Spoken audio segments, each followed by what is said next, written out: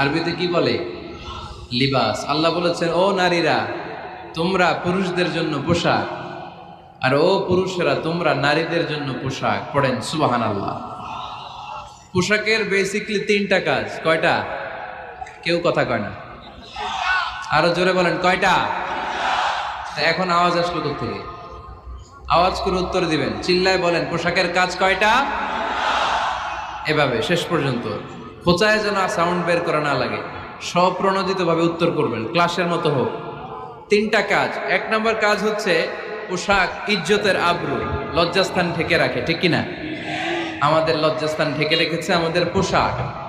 ঠিক তেমনি স্বামী তার স্ত্রীর ইজ্জত হেফাজত করে, স্ত্রী তার স্বামীর ইজ্জত হেফাজত করে, স্বামী তার স্ত্রীর চরিত্র হেফাজত করে, আর স্ত্রী তার স্বামীর চরিত্র হেফাজত করে। এজন্য আল্লাহ একে অপরের উদাহরণ